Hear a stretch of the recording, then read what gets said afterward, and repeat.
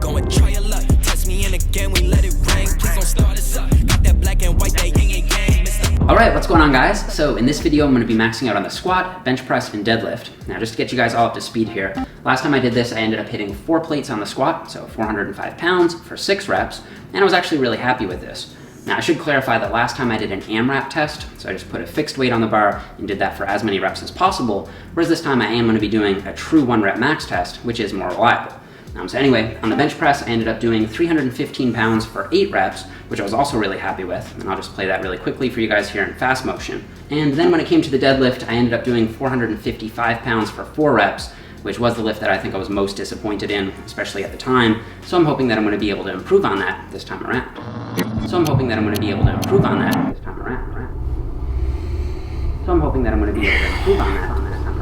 She's getting great gains anyway, not having to try that hard. You don't achieve greatness from casual effort. 100 grams of protein. You think you're 5'6" inches shorter than me. Jeff, you gotta work on your legs more. He's a bit of an upper body bro. Woo!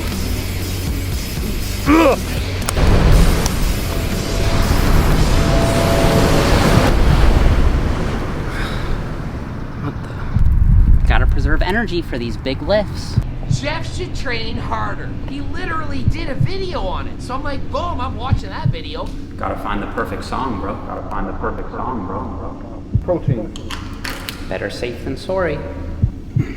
RPE 8.2. People like training to failure because it makes them feel hard. On the way to the gym, has a little snack.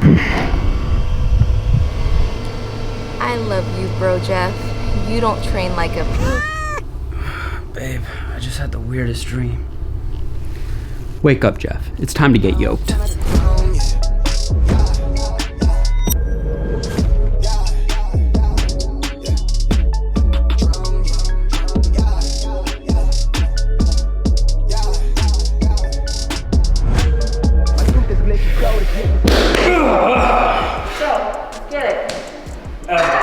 Let's go.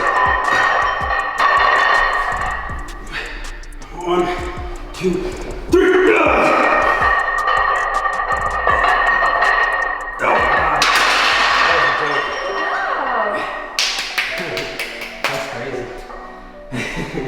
Okay, so that was my first max bench attempt with 370. Now, for some context, I just finished up the final week of my new 10-week power building program, so it ends with a max test week, and I'm running the final deload week here now as I record this. And I'm excited to say that it's finally available for pre-order on jeffnippard.com.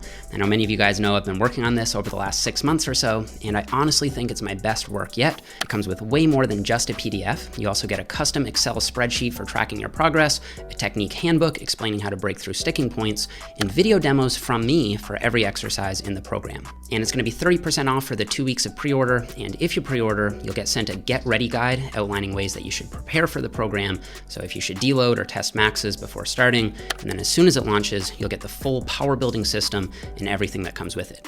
So if you're an intermediate to advanced level trainee looking to take your size and strength gains up to the next level, you can sign up for the pre-order at the first link in the description box down below. Okay, so I thought 370 moved pretty well here, but there are 2 things I'm going to try to improve on moving forward. The first is keeping my butt down a bit better. It does look like it shoots up a bit here, which wouldn't be legal if I were to actually do a powerlifting meet. So I'm going to try to keep my feet a little bit further forward to prevent that next time. And I'm also going to work on tightening up the pause on my chest. I would like to pause just a bit longer, and I'd also like to sink the bar into my chest a bit less. So when I run back through the program again, I'm going to work on those 2 things. But overall, for a gym lift, I'm really happy with this, and I do think this is the strongest that my bench has ever been. So after hitting that 370, I was feeling great, and I felt like I still had a bit more in the tank, and I did want this to be a true max test, so I decided to bump it up another 15 pounds and go for 385. The reason being, I wasn't wearing elbow sleeves for that first max attempt, and I think the sleeves give me at least 5 or 10 pounds. So I figured a 15-pound jump was actually pretty reasonable. But as you can see, that didn't end up going too well. I'm not sure if I just misgrooved the rep because the sleeves threw me off, but either way, I obviously didn't have 385 in the tank that day. I'm surprised I didn't get it. I honestly, I think maybe throwing on the sleeves threw me off because the technique is slightly different. I guess I'm somewhere in between 370 and 385. At least I went for it, so I know where I'm at. So people can't say I didn't really max. Yeah, because your last one was really easy. I feel okay though. I'm surprised I died. I gotta watch that footage back. Thought I was gonna kill it. So, oh well, room for improvement.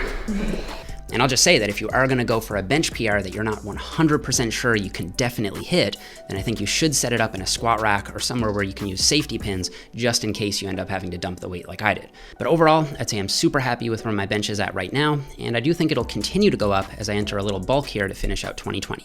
So let's take a quick look at how deadlifts went the next day.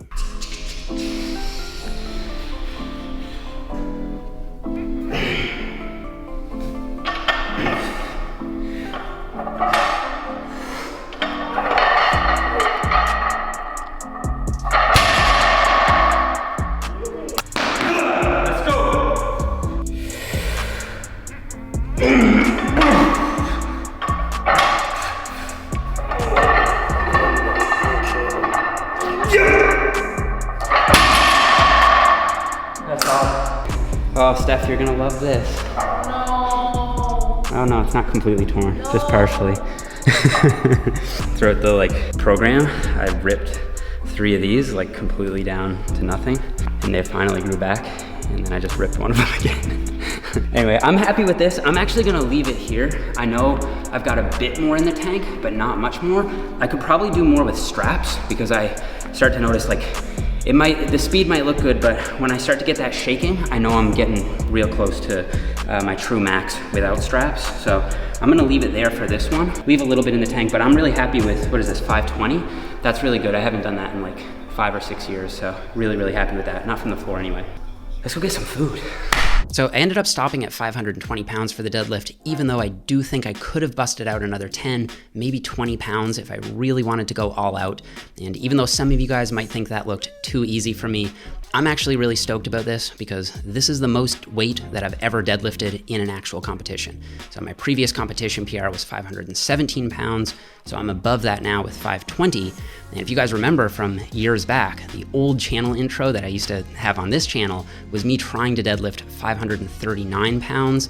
And as you guys know, I ended up failing that at the time, but I do think I'm back in that all-time PR zone right now. So couldn't be happier about that. And also my back is feeling great at this point, so I think that it's just smarter for me to leave a bit more in the tank here, especially since I don't need to know exactly what my true ceiling is on any of these lifts to be able to consistently make progress again. Now, something I've been really working on with the deadlift is improving that lack of control and shakiness that I tend to see at lockout.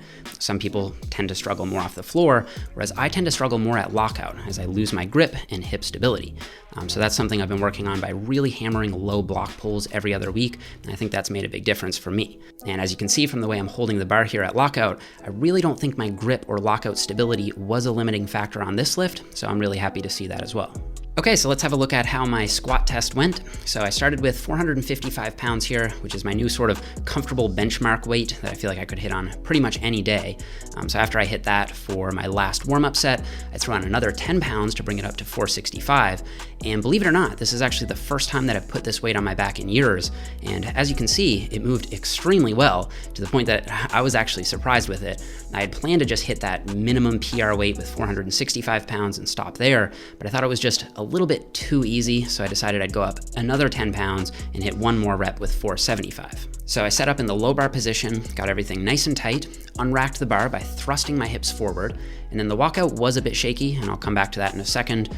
Took a big deep breath into my gut as I pushed out against my belt, nice controlled descent, solid depth, and then good speed on the positive. So overall, I'm obviously really happy with this, and there are 2 things that I've been focusing on lately with my squat. The first is literally telling myself to trust my back more, because I do have this tendency to try to stay as upright as possible because of the lower back issues that I've had in the past. But when you squat low bar, that can really throw off your balance, and you do need to get comfortable with allowing a bit more forward lean than what you'd want with a high bar squat. Now, obviously, some of you guys might have the exact opposite problem. You might lean too far forward on the squat and allow your chest to sort of cave in which case a cue like driving your back into the bar might be more helpful for you. But for me, I really need to remind myself that it's okay to have some forward lean and that my back is strong and I'm feeling totally fine. The other thing is my walkout is not quite as stable as I'd like it to be, so I've been including some occasional heavy walkouts just to prime my nervous system for what that kind of weight feels like on my back without actually doing a rep. So I'll just walk something heavy out, and then walk it back in. And I've added a few of those walkouts toward the end of the new power building program as well. All right, so I wanted to put together a couple concrete takeaways from these new PRs so you guys can apply them to your own training. First, I would say one of the biggest things that I've seen results from on this training block is all the focus on technique work. I really feel like I'm in a good groove now where pretty much every rep that I do looks pretty much exactly the same, at least on the squat and the deadlift. I do think my bench still needs a little bit more technique work. And of course, the only way to do that is to include a reasonable amount of sub-maximal work in your program, because research consistently shows us that as you approach failure on a lift, your technique will start to break down. So it's extremely important to include some sub-maximal, relatively lighter technique work at least once a week if you want to keep raising your strength ceiling without having to go balls to the wall every time and risk injury or burnout. Second, this might seem like an obvious one, but outside of the program technique work, I've actually been training really hard. What I've been doing on this program is every second week, I'll do one heavy top set for anything from 2 to 8 reps, depending on where I'm at in the program, where I try to either beat an old rep PR or set a new PR for that rep count. And then when I run the program again, I'll try to beat the weight that I did for each of those rep maxes the first time I went through. Again, these aren't actually all out break your back sets. I'm just trying to get close to or hit a new rep PR somewhere in that RPE 8 to 9 zone, which when you actually do it, is actually a really hard set. And I think I've seen a lot of strength and size gains from that combination of fairly regular rep maxes and then steady technique work in between. So guys, I've got a Power Building Science Explained video on the way in the next couple weeks describing all this in a lot more detail, so you guys can stay tuned for that. And if you're interested in running my new power building program yourself, you can check out the pre-order link at the first link in the description box down below and see if that's a good match for you and your goals. Don't forget to leave me a thumbs up if you enjoyed the video, subscribe if you haven't already, and I'll see you guys all here in the next one.